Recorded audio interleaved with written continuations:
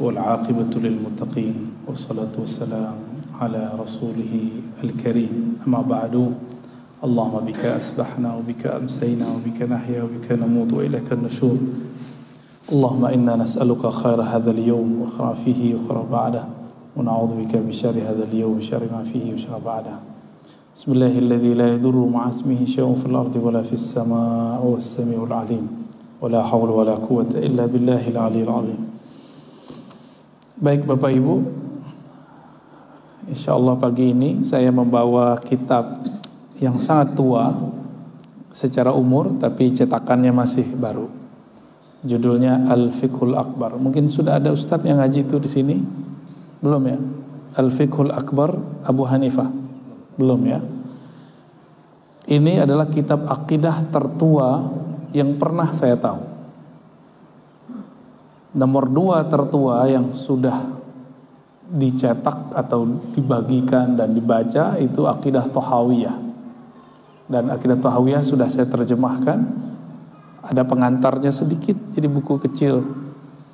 Itu nomor 2 tua, yang paling tua ini. Inilah yang disebut dengan Haqiqatus Salaf, hakikat akidah ulama salaf. Tapi ada orang mengkritisi sanad kitabnya, lalu mengatakan rawinya tidak sahih, rawinya tidak thiqah. Nah, itu kekeliruan besar. Ilmu tentang mendhaifkan, mensahihkan satu riwayat itu hanya berlaku dalam ilmu hadis.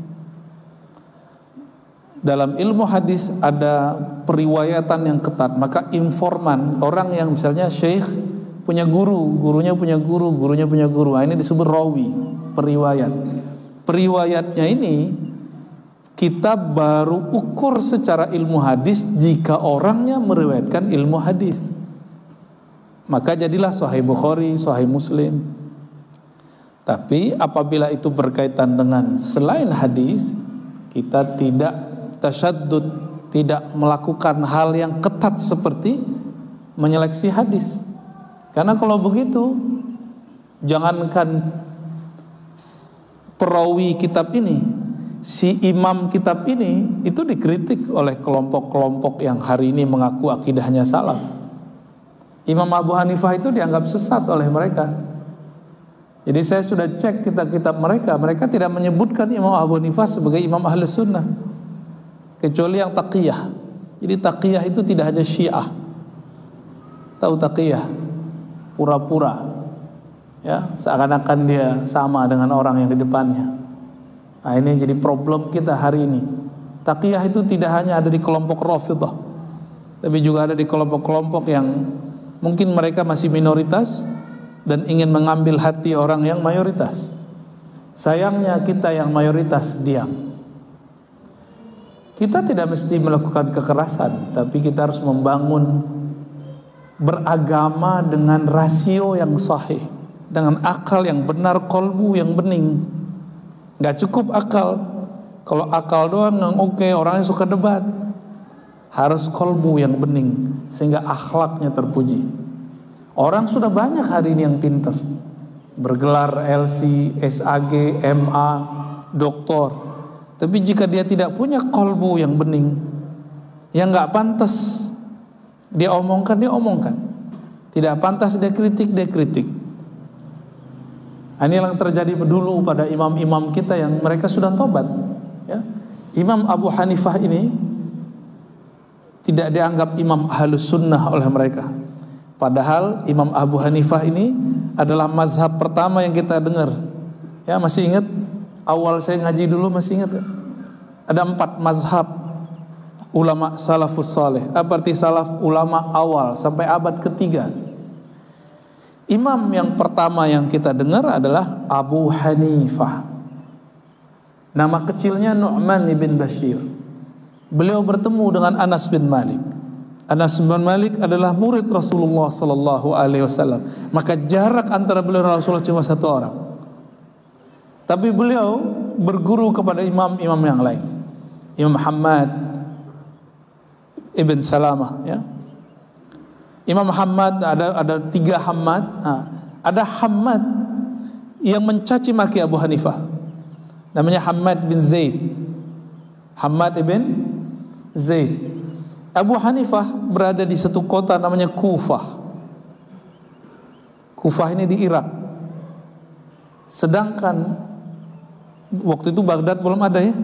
Baghdad baru dibangun, baru mau dibangun, baru sedang dipugar-pugar ya seperti sekarang IKN di Kalimantan. Jadi belum ada wujudnya. Baru dipugar oleh Khalifah Al-Abbasiyah. Karena beliau hidup di awal Abbasiyah. Imam Abu Hanifah lahir sebelum abad kedua, ya, dan wafatnya disepakati beliau wafat tahun 150 Hijriah. Itu sepakat. Sekarang udah 1440. Berapa sekarang? 43 apa 4? 44 tuh, masih 43 aja Pak. 1444. Jaraknya sangat jauh. Ini lebih tua daripada Imam Malik, Imam Syafi'i, Imam Bukhari, Imam Muslim. Itu generasi lebih belakang lagi. Meninggal Abu Hanifah, lahir di tahun itu Imam Syafi'i. Terbayang tuanya Abu Hanifah? Ya. Maka kalau disebut salaf siapa? Ya Abu Hanifah. Ya. Dan Imam Abu Hanifah, ulama mencatat ada 4.000 gurunya. Antum udah berapa punya guru? Channel YouTube sih banyak ya. Guru, beneran guru Pak. Dengerin hadis, duduk kepada masyayikh, rihlah datang. Jarang sekali. Ya. Nah, Imam Abu Hanifah ini adabnya sangat tinggi. Saya pernah mengisahkan ini di beberapa tempat. Imam Abu Hanifah ketika dia istirahat, kakinya selonjoran. Dia ingat di arah selonjoran kakinya ditarik lurus, itu rumah gurunya Imam Hammad, bukan Hammad bin Zaid yang mengkritik dia, tapi Hammad yang jadi guru dia. Lalu kakinya langsung bersila seperti biasa, lalu dia mengarahkan kepada yang lain, baru kakinya diluruskan, selonjoran.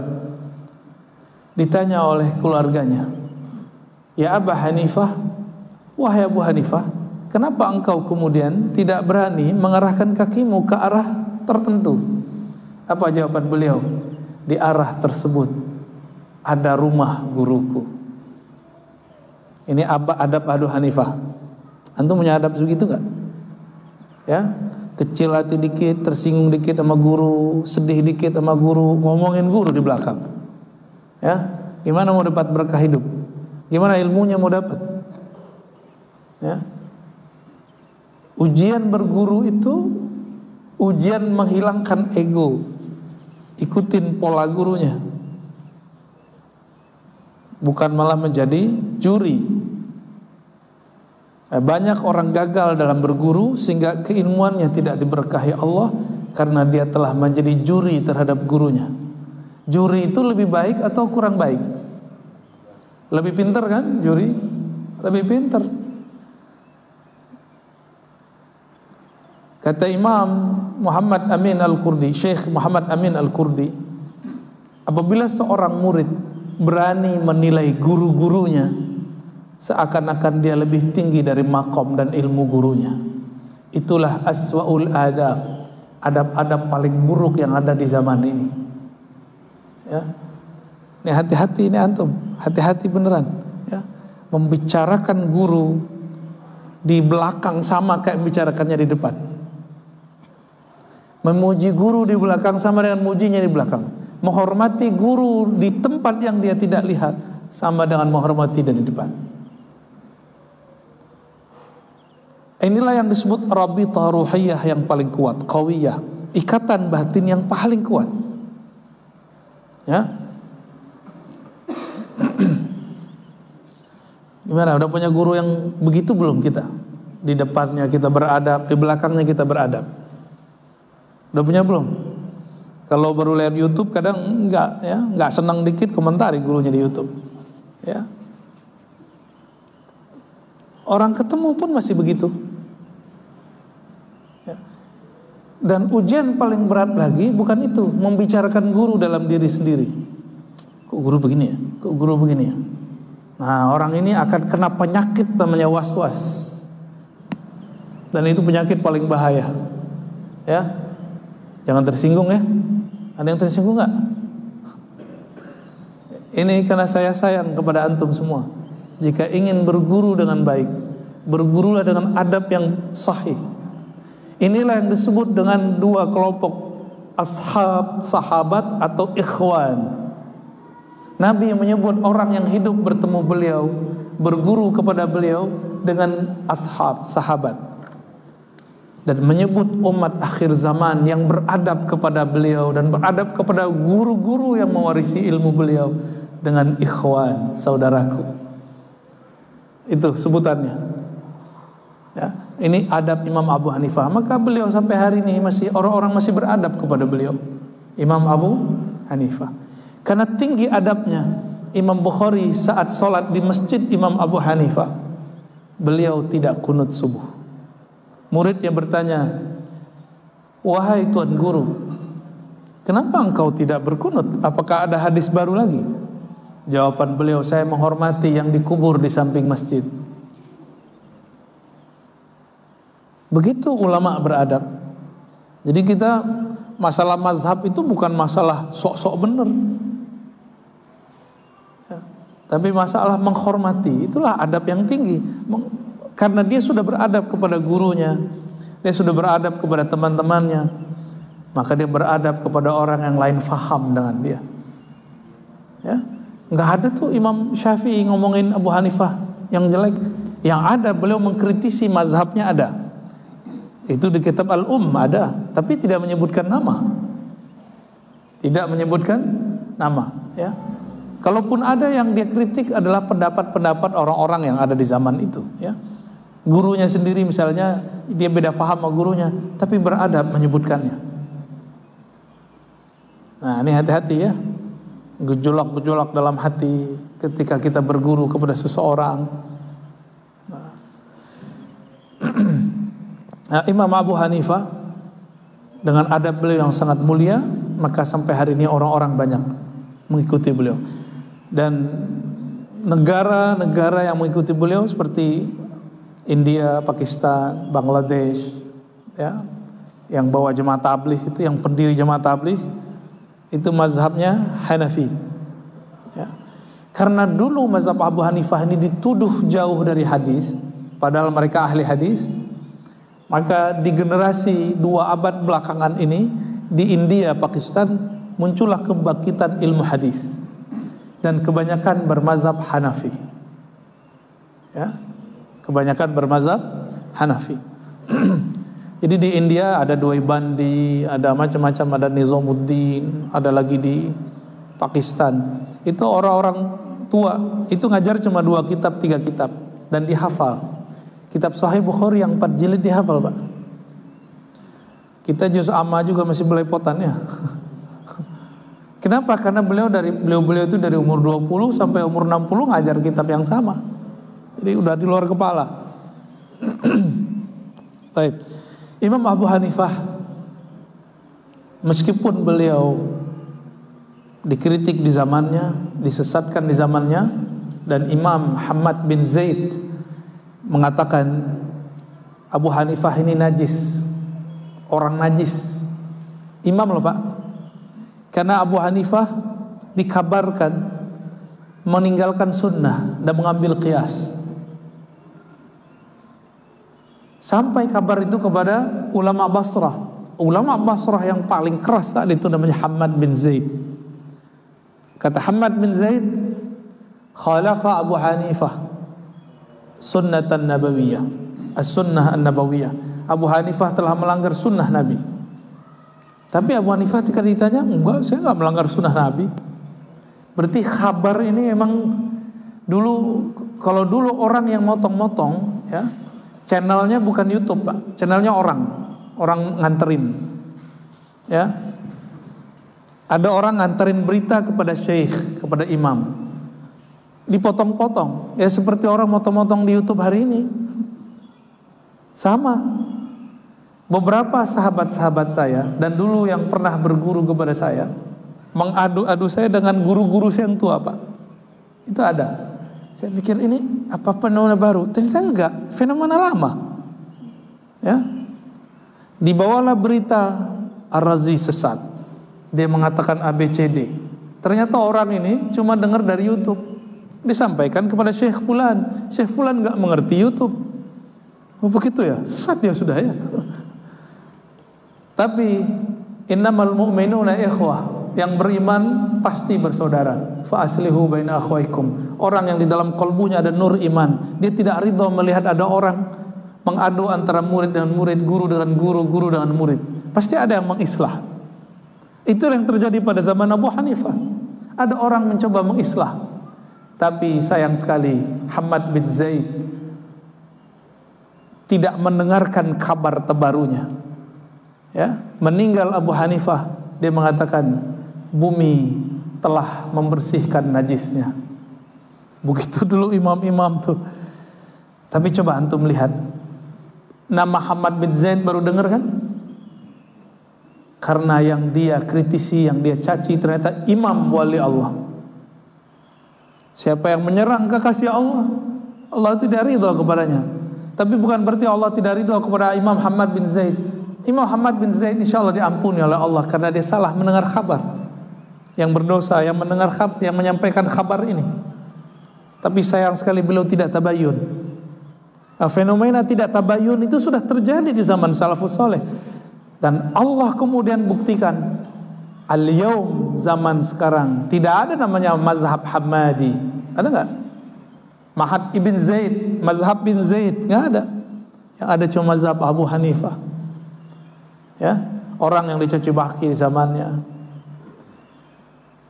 Abu Hanifah itu dulu berani membuat fatwa yang fatwa itu berbeda dengan fatwa ulama Madinah.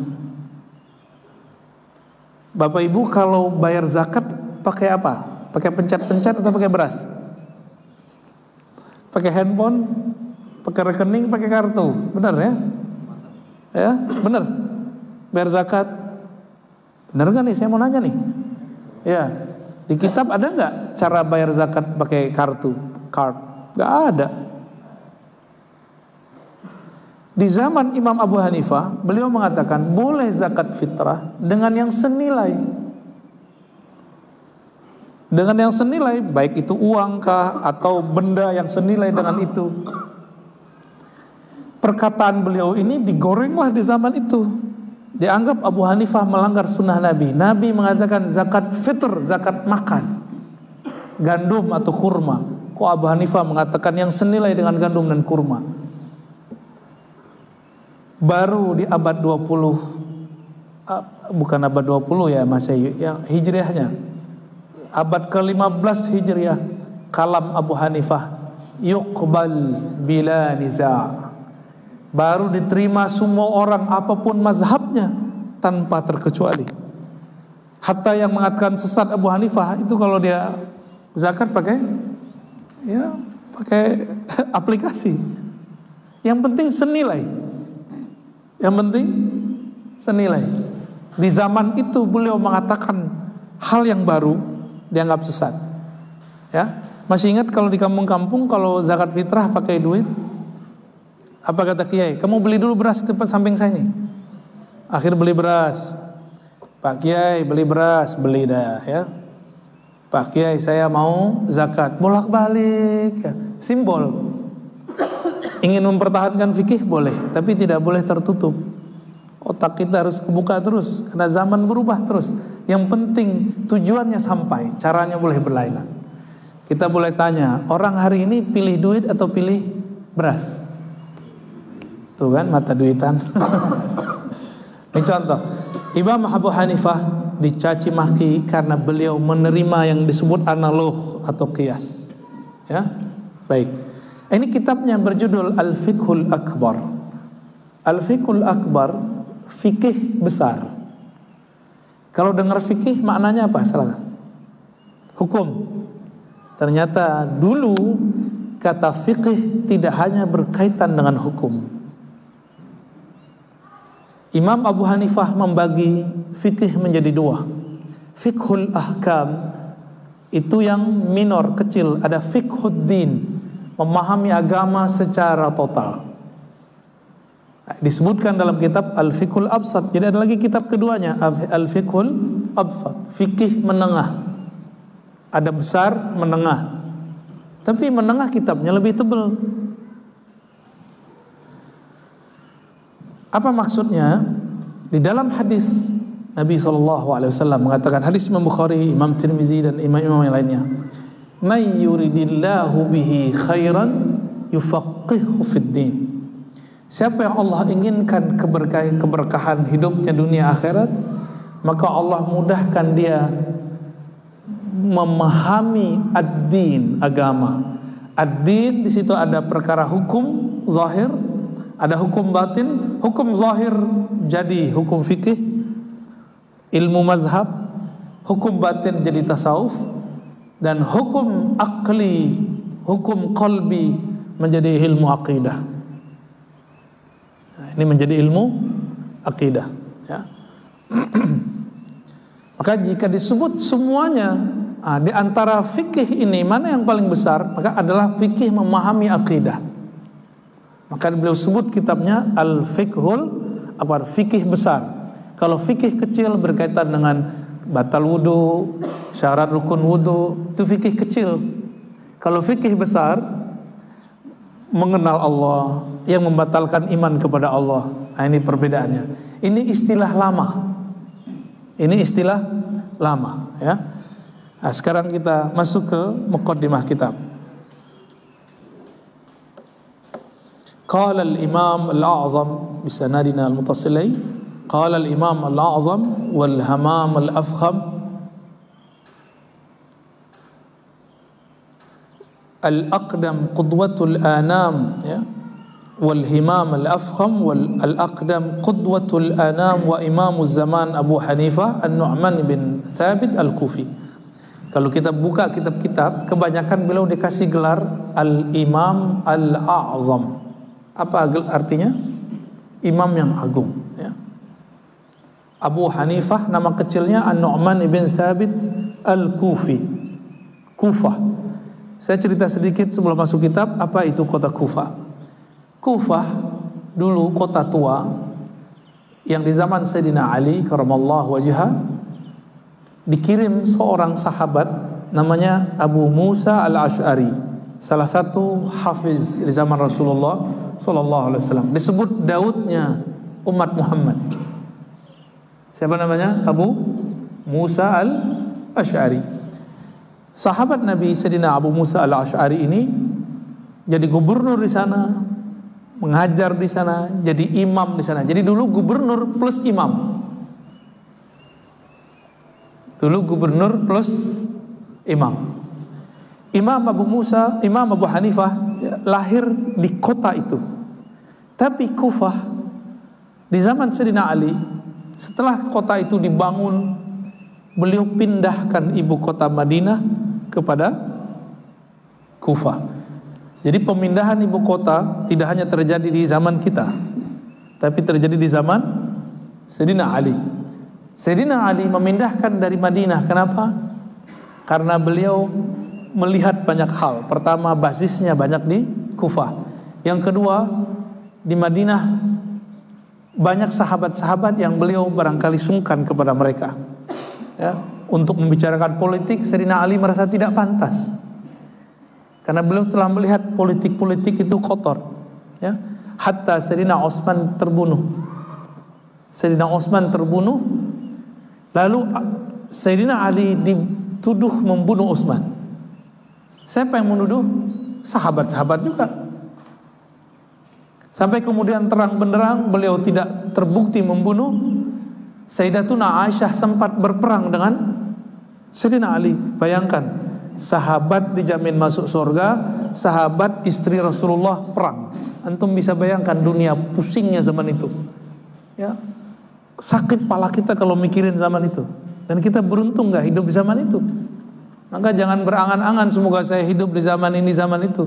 Zaman yang kita hidupi sekarang ini zaman yang terbaik untuk kita, ya. Kalau antum dulu zaman Sayyidina Ali mungkin jadi khawarij, karena cuma beda coblosan aja udah beda iman ya.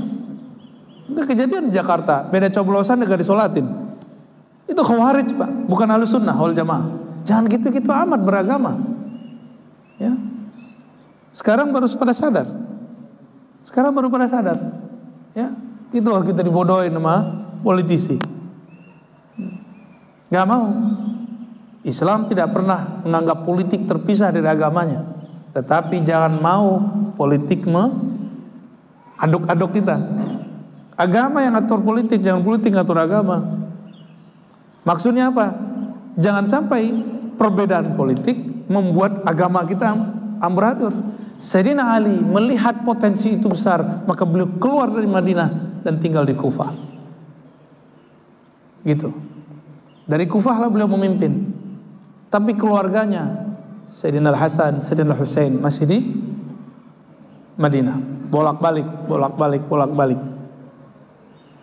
Ketika Sayyidina Ali mengalah daripada Sayyidina Muawiyah, maka muncullah simpatisan. Dulu puja-puja Sayyidina Ali babul ilmi, pintunya ilmu. Ketika lain posisi politiknya dengan mereka mengatakan kafara Ali kafir. Ya. Guru saya ketua Jatman di salah satu tempat, dia cenderung ke partai A. Yang anak muda, murid-muridnya, jamaahnya cenderung ke partai B. Langsung digugat dan buat Jatman baru, Jam'iyah Thariqah Mu'tabarah baru. Jadi Pak, katanya bertoriko, bertasawuf, katanya Ahlussunnah, mana adabnya? Dan itu bukan di satu kota, di beberapa kota. Ya, kejadian itu. Berarti kita masih mengaku Ahlussunnah, tapi kita telah dikhawarijkan secara akhlak dalam bab politik. Ini yang kita ulang-ulang terus karena sudah mau dekat 2023, 2024. Saya ingin teman-teman, sahabat-sahabat saya ini yang hadir, baik ataupun yang mendengar, beragama, berpolitik dengan waras dan hati nurani yang bening. Jangan ulangi kesalahan yang lama. Ya. Mau ngulang lagi, Pak? Kalau ada murid kurang ajar sama gurunya, suul khotimah apa husnul khotimah ntar? Antum jawabnya sendiri ya. Nah, Imam Abu Hanifah lahir di kota yang penuh konflik itu. Orang-orang yang mengaku dia simpatisan Sayyidina Ali datang ke Madinah, datangin Sayyidina Al-Hasan. Sayyidina Al-Hasan membaca, ini bahaya. Bahaya kenapa? Ada provokator ingin mengadu kami dengan Muawiyah. Maka Sayyidina Al-Hasan cepat-cepat datang ke rumah Husain. Ternyata di dalam rumah Sayyidina Husain lagi ngobrol dengan provokator itu. Akhirnya orang itu diusir. Abang sama adik kan boleh-boleh aja ya, bongkar rumahnya langsung. Kita pindah ke Mekah. Sampai di Mekah, meninggal Sayyidina Hasan. Ada riwayat beliau diracuni, ada riwayat karena beliau sudah sepuh. Wallahu a'lam bishawab. Ya. Meninggal Sayyidina Hasan, tidak ada lagi yang menahan Sayyidina Husain. Sayyidina Husain pun tidak tahan dengan pola pemerintahan di zaman Yazid bin Muawiyah. Beliau masih menghargai Muawiyah. Muawiyah meninggal, tadinya kekhalifahan menjadi monarki. Maka khilafah Umayyah itu bukanlah khilafah murni. Karena khilafah murni hanya khalifah Rasyidin. Ya. Tapi monarki dari ayah turun ke anak. Maka Sayyidina Al-Husain didatangi lagi oleh orang Kufah. Biasa ya. Kalau nggak antum siapa lagi, Beb? Kan gitu kalau sekarang ya. Kalau bukan antum siapa lagi, ya? Kalau nggak antum siapa lagi? Kalimat-kalimat itu digunakan dari masa ke masa untuk dimanfaatkan oleh mereka, mengambil hati para pembesar-pembesar. Sayyidina Al-Husain kemudian berpikir, iya juga ya. Maka dibawalah keluarganya keluar dari kota Mekah, berangkat ke Irak, ke Kufah. Sampai di padang Karbala, tiba-tiba Yazid bin Muawiyah instruksikan bin Ziyad. Bin Ziyad nih gubernur, bin Ziyad kirim panglima yang tidak mengenal keagungan Sayyidina Al-Husain. Disitulah Sayyidina Al-Husain dipancung, kepalanya dan badannya terpisah, darahnya berserakan di padang Karbala. Itulah sebabnya kelompok-kelompok fanatis Sayyidina Al-Husain, mereka menganggap tanah Karbala ini disucikan. Ya, maka mereka buat, ya, saya pernah dikasih orang batu itu, ya, batu Karbala, bukan batu, ya, ya, sebagai oleh-oleh sih nggak ada masalah, ya kan. Yang penting saya nggak pakai sholat di jidat saya udah. Ya. Ada yang ngasih, ya. Dan saya sering lihat waktu kita sholat di beberapa tempat di luar negeri itu mereka sholat begitu. Kepalanya dibawa ke Mesir, badannya dikubur di Karbala. Tepat tanggal 10 Muharram bulan lalu. Ya, makanya 10 Muharram itu menjadi hari ratapannya kelompok-kelompok Rafidhah. Kita cinta Sayyidina Al-Husain, tapi kita tidak perlu meratapinya, dan beliau juga tidak mau diratapi. Cukup perjuangannya kita lanjutkan. Anak-anaknya dibunuh, istri-istrinya dibunuh, saudara-saudaranya dibunuh, kecuali satu yang selamat, Ali bin Husain, yang ahli sujud, ahli ibadah, bernama Ali Zainal Abidin. Dari beliaulah kemudian berkembang yang kita sebut hari ini habaib. Maka semua habib zuriat Sayyidina Ali Zainal Abidin bin Husain bin Ali. Paham, ya? Jadi nggak boleh ngaku habib antum cuma karena pakai jubah sama jenggot panjang sama hidung mancung. Ya, banyak habib mukanya biasa.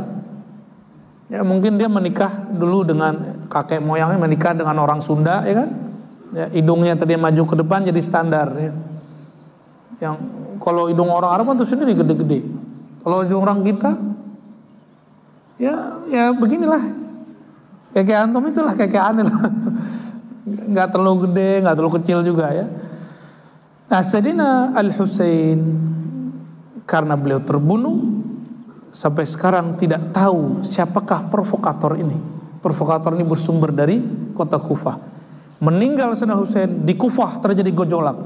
Saat itulah berkembang berita-berita palsu.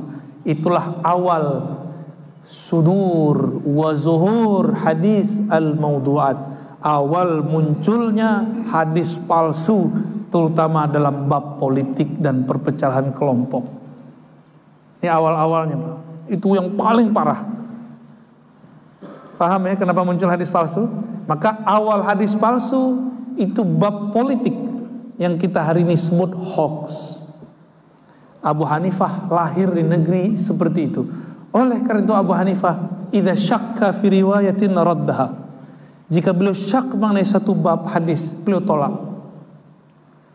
Maka Imam Abu Hanifah tidak terima riwayat orang yang tidak hafal. Dia hanya terima riwayat ulama yang hafal.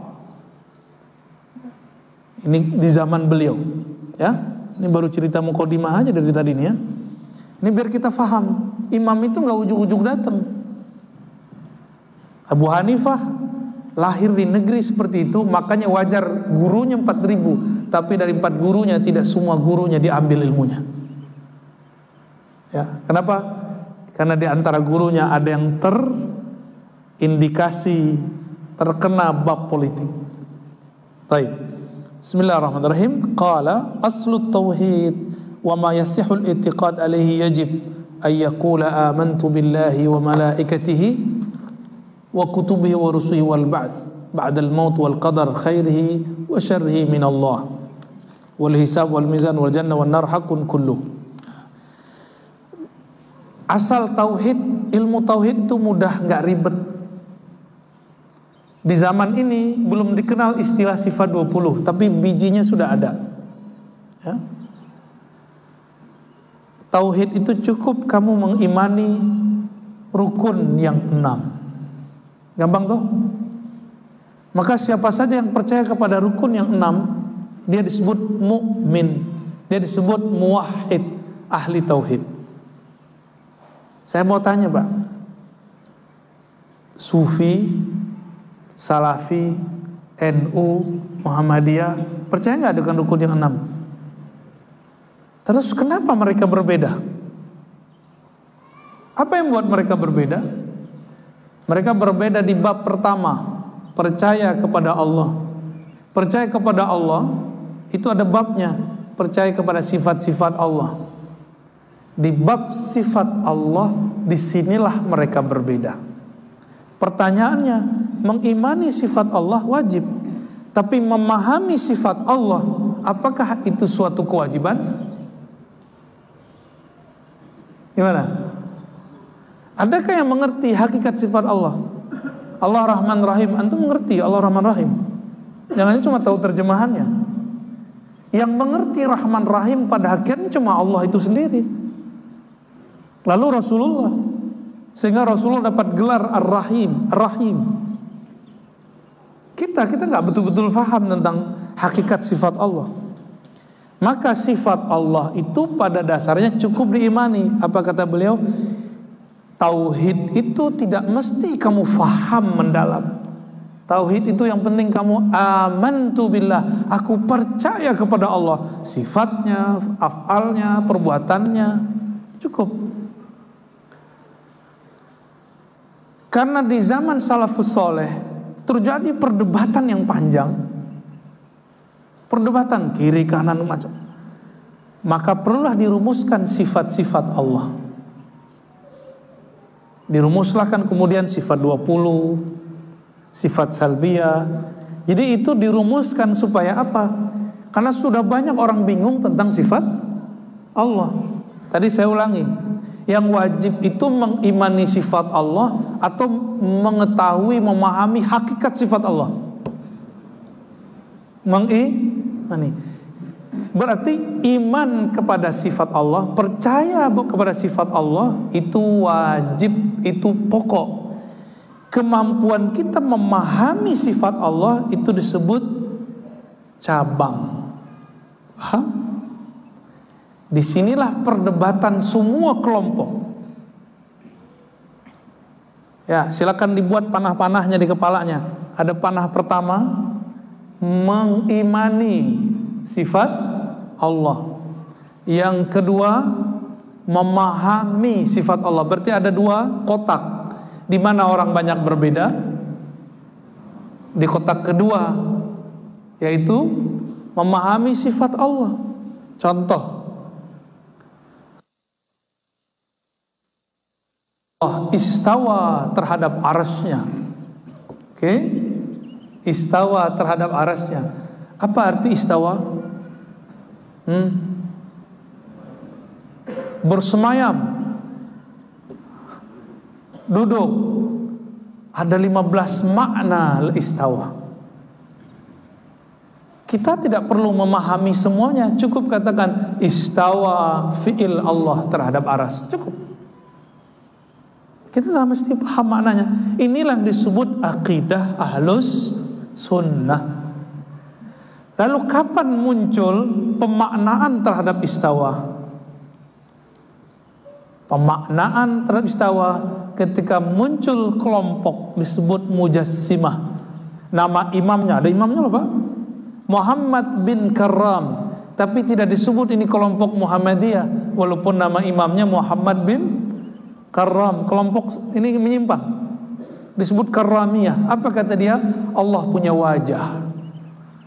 Wajahnya ya ada matanya,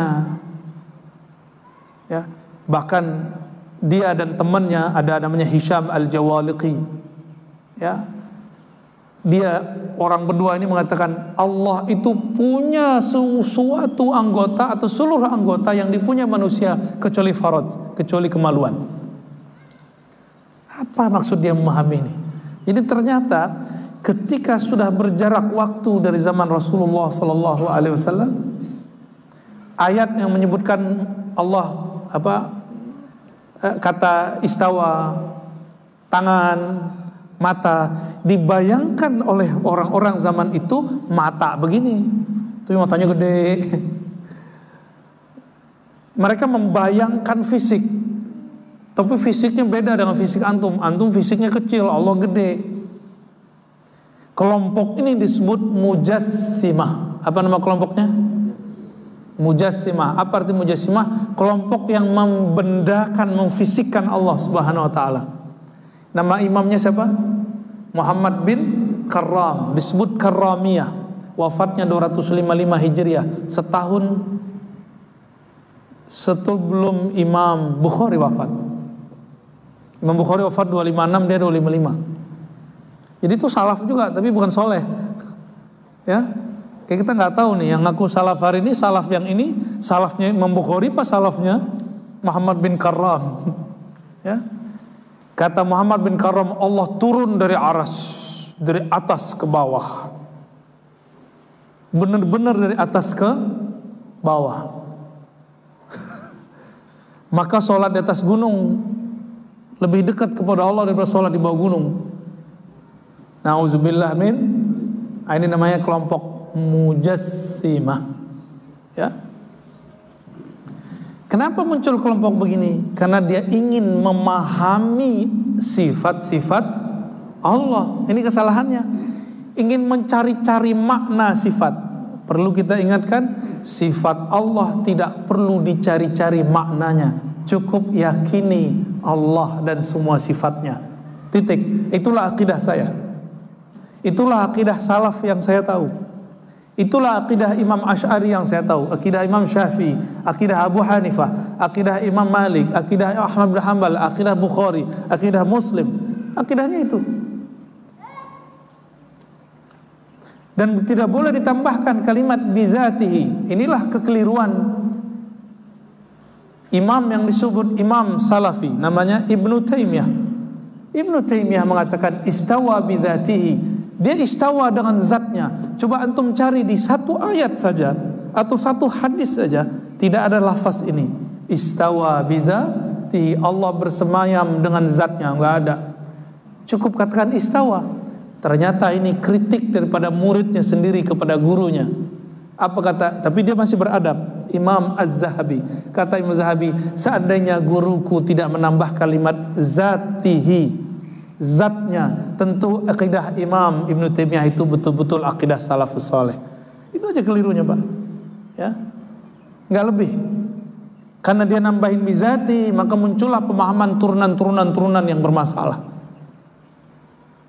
Ya.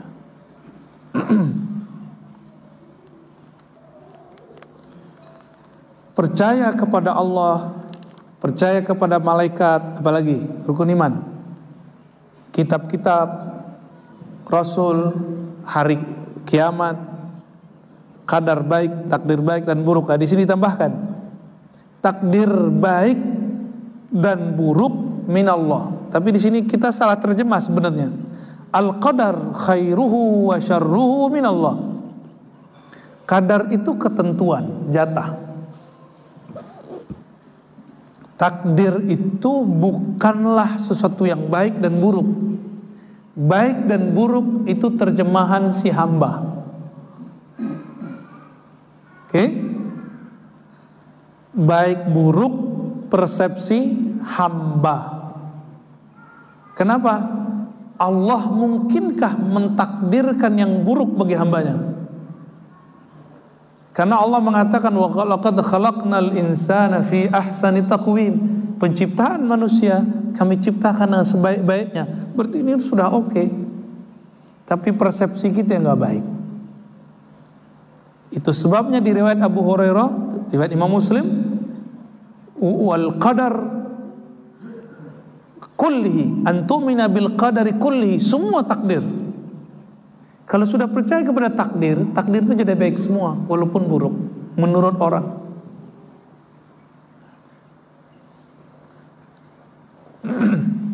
Wal hisab, hisab, mizan, ya, jannah, nar, haq kullu. Nah, ini kita sudah paham. Ini disebut rukun iman yang 6. Gampang tuh belajar akidah. Nah, karena sekarang telah muncul orang-orang mengatakan Tuhan di atas. Ya, Tuhan duduk di atas aras. Maka belajar sifat 20 perlu untuk menetralkan kembali itu. Jadi ketika muncul kelompok-kelompok tadi kotak yang kedua, masih ingat? Di kotak kedua muncul kelompok yang memvisualkan Tuhan. Maka muncullah ulama masuk ke wilayah ini. Mereka kemudian mengobati penyakit memahami agama seperti ini.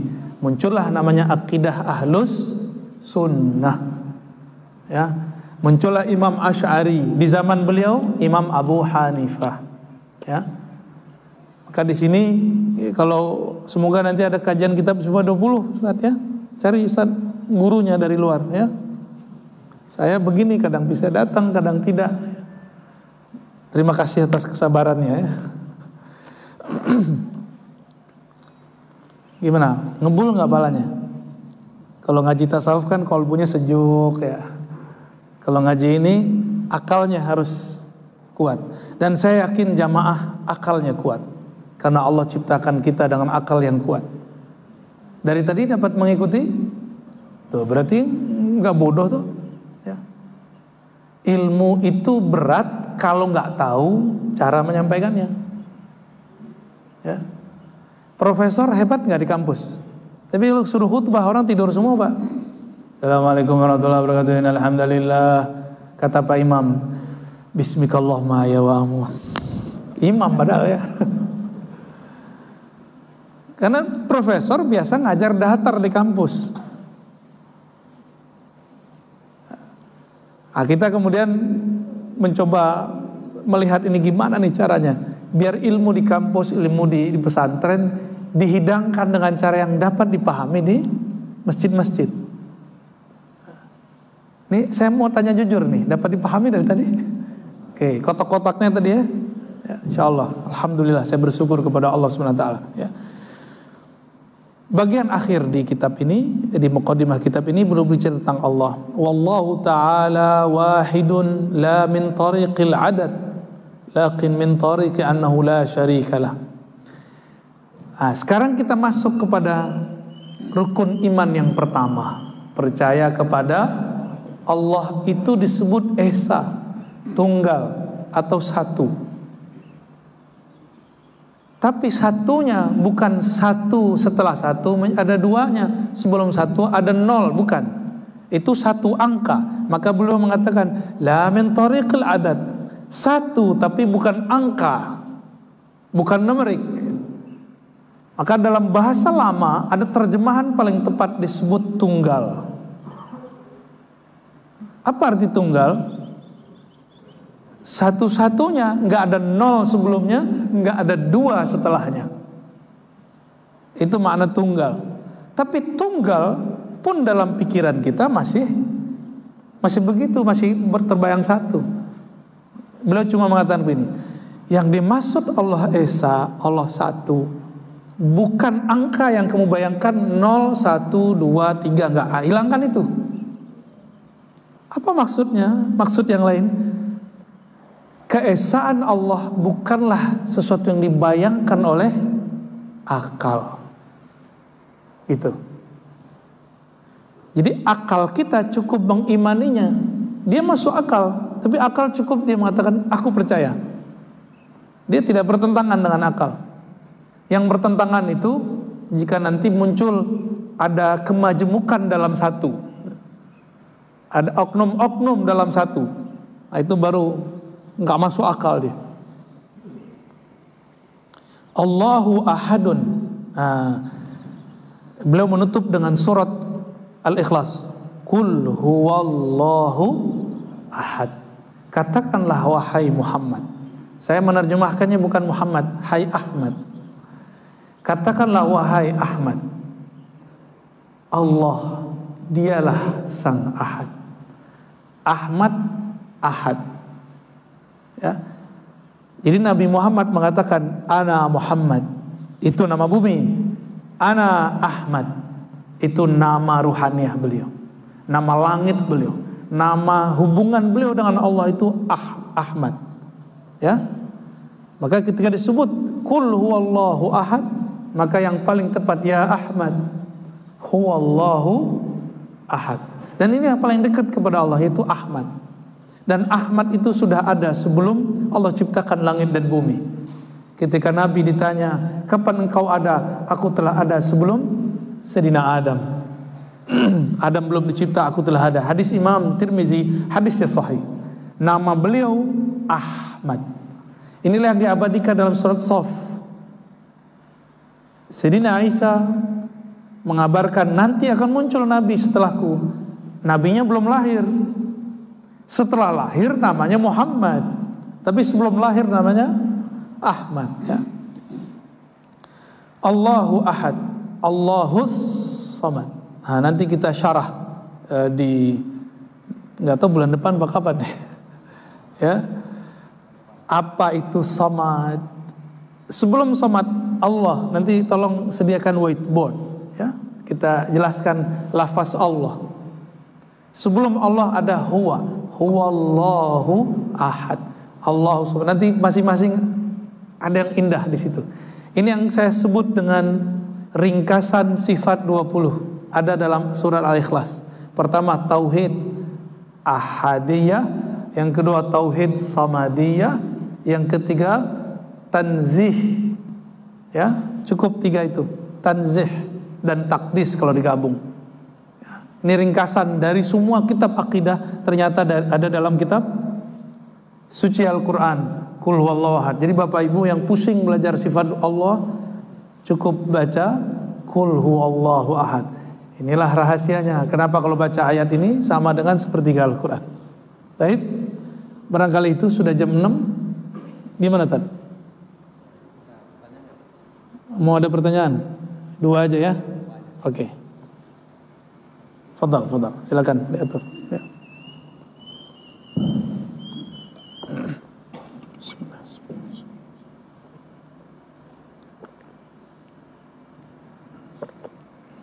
Assalamualaikum warahmatullahi wabarakatuh. Assalamualaikum. Pertanyaan saya mengenai qalbu. Dimana qalbu itu kan bisa ada lapisan-lapisannya, dari sudut, qalbu, Al-Quran, terus sama Mesir. Nah, pertanyaan saya adalah di selain qalbu juga ada akal. Akal itu kalau dari bahasa setelahnya itu ada yang namanya akal kritis atau perkiraan kritis dan akal bawah sadar. Nah, pertanyaannya adalah pada saat akal itu kan yang lebih dominan kalau kita lagi sadar adalah akal kritisnya. Sedangkan akal bawah sadar ini adalah akal yang dalam artinya kayak lautan es gitu. Apakah alam bawah sadar ini atau subconscious mind ini sama dengan yang dimaksud dengan qalbu atau berbeda? Baik, ya. Itu tadi filsafat Sigmund Freud, ya. Atau filsafat barat itu mereka membagi alam sadar, alam bawah sadar, ya. Sebenarnya kita punya yang lebih permanen dan lebih orisinal. Imam Ghazali. Imam Ghazali menulis kitab khusus tentang akal. Tentang ada syaraful akal, ada ma'arijul uqul, madarij, ya, madarijul uqul, nama kitab kalau salah, ya. Ada di kitab risalahnya. Beliau membagi tipe-tipe akal. Yang sekarang menurut saya ilmu-ilmu psikologi sekarang ketinggalan. Kalau sekarang kan ada pembagian otak depan, korteks. Ini otak kritis di sini. Jadi antum itu suka nilai orang tuh pakai sini. Dia kecil, dia cuma 10%. Lalu ada otak kiri atau kanan, otak kiri itu pembagian zaman now. Kalau Imam Ghazali pembagiannya lebih dalam lagi. Nah, ada akal yang disebut akal fa'al, akal aktif, itu akal ruh. Ada akal mustafid, itu kolbu, yang dia bisa dapat menangkap makna. Ini yang disebut alam bawah sadar. Saya nggak usah pakai istilah-istilah itu, nanti antum pusing, ya. Itu nanti kuliah sama saya aja di kampus. Kita pakai istilah Quran. Di dalam Al-Quran ada kalimat afala ta'qilun. Apakah kamu tidak berakal? Lalu di ayat yang lain, lahum qulubun la ya'qiluna biha. Mereka punya kolbu, tapi mereka tidak jadikan kolbu sebagai basis untuk berakal, berfikir. Apa artinya di situ? Ada orang berakal dengan kolbunya, ada orang berakal tidak dengan kolbunya. Ada orang berakal dengan dunia materi, ngukur orang materi. Contoh, antum begini mandang saya, nyari amplop, berarti akalnya akal materi. Saya berhenti sekarang juga. Antum berhenti atau mengaji ya? Ada orang yang cari popularitas, mandang kitab dakwah begini, pakai sosial media, dimasukkan ke media ini, wah cari viewer. Karena dia mencari yang bukan materi, dia mencari immateri, yaitu popularitas. Nah itu yang otak sini nih, yang kerjaan. Ya, obsesi dia apa? Lalu dia hakimi orang lain dengan yang dia pikirkan. Itulah tidak adilnya kita. Afala ta'qilun, itu Allah menyinggung, apa kamu tidak berakal? Akal qalbiyah, jangan berpikir hanya dengan dimensi ini. Ini materi. Materi di sini. Atau immateri bernama popularitas. Kita di atas materi dan immateri. Itu sesuatu yang ruhiyah, qalbiyah, kolbu. Coba pandang orang dengan kolbu kan lebih indah. Ini ciri-ciri antum tidak berpikir dengan kolbu. Ini indikatornya apa? Berprasangka kepada orang walaupun cuma sedikit. Itu sudah pakai ini. Tapi kalau orang sudah mulai berpikir dengan kolbunya, kolbu itu tempat Allah memandang, objek Allah memandang. Maka dalam bahasa ahli-ahli kolbu, al-qalbu arsyullah. Ini bahasa majazi. Kolbu itu singgasana Allah. Bukan berarti Allah bertempat tinggal di situ, tapi Allah melepaskan pandangannya ke dalam kolbu. Bukan isi otak, isi kolbu. Maka mohon maaf, kenapa Nabi dahulu pernah mengatakan nanti muncul kelompok yang sekarang kita sebut Khawarij. Dia baca Quran, hafal, karena penyimpanan hafalan kan ada di sini, ada di otak, ada di bagian otak memorinya. Ada ya, orang-orang neurologi juga mengatakan begitu ya. Tapi la yujawiz imanuhum taraqi, ya, hanajirahum, begitu di riwayat lain, iman mereka tak tembus sampai ke sini. Nah, bagian bawah ini disebut alam bawah sadar oleh pakar-pakar sains hari ini. Di Quran yang dalam itu disebut dengan tafakkur dan tadabbur. Itu dua hal yang beda dan hari ini salah pakai. Antum coba nyebut tadabbur alam atau tafakkur alam. Keliru secara Quran, katanya mau ikut Quran. Mau ikut Quran enggak? Alam ditafakkuri, Quran ditadabburi. Afala yatadabbarunal Quran. Di Quran. Apakah mereka tidak mentadabburi Quran? Bukan tadabbur alam, alam gak usah ditadabburi. Alam ditafakkuri, karena sekarang pasangannya tidak pas. Umat Islam banyak gagal jadi saintis. Wilayah akal dia pakai kolbu, wilayah kolbu dia pakai akal, nggak nyambung. Inilah kejadian orang nentang kajian ma'rifat ruh, ma'rifat kolbiyah. Orang membatalkan ilmu-ilmu ma'rifat. Kenapa? Dia pakai akal ini, bukan pakai akal yang qalbiyah. Paham maksudnya? Menurut saya kegagalan umat Islam karena salah. Kalau di kampus kita sebut salah epistemologi. Pusing dah ya. Apa arti salah epistemologi? Salah kamar. Akal wilayahnya alam. Kolbu dia mentadabburi, ya, masuknya ke alam ruh, ke alam rasa. Maka tadabbur itu disebut tadabbur bolak-balik. Saya mau tanya sama antum, Rasulullah itu baca Quran atau dengerin Quran awalnya? Metode ini yang hari ini tidak ada. Bacain ayat, maknai. Bacain ayat, maknai. Itu metode Rasulullah. Sekarang kita, mohon maaf, saya suka ada orang buat one day one juice, tapi ada yang kita lupakan di one day one juice. Ya, tadabburnya. Sayyidina Abdullah bin Umar radhiyallahu taala anhu mengatakan, kami baca ayat, kata Abdullah bin Umar itu hafal. Kami menghafalkan ayat khamsan, 5 ayat. Jadi jangan nafsu. Ini ayat Quran suci. La yamassuhu illal mutahharun. Tidak akan dapat mengakses kemuliaannya, menyentuh makna dan lafaznya, kecuali orang-orang yang dibersihkan dari obsesi-obsesi itu. Maka saya mengajak para asatiz yang mengajarkan tahfiz, yang mengajarkan Quran, yang mengajarkan mari baca, hindari mengajarkan jamaah nafsu mengkhatamkan Quran, tapi membacanya dengan kemurnian kolbu. Itulah disebut tadabbur. Semua ayat mesti ditadaburi. Ya, oh Imam Syafi'i sehari semalam 2 kali khatam. Syafi'i, ente bukan Syafi'i.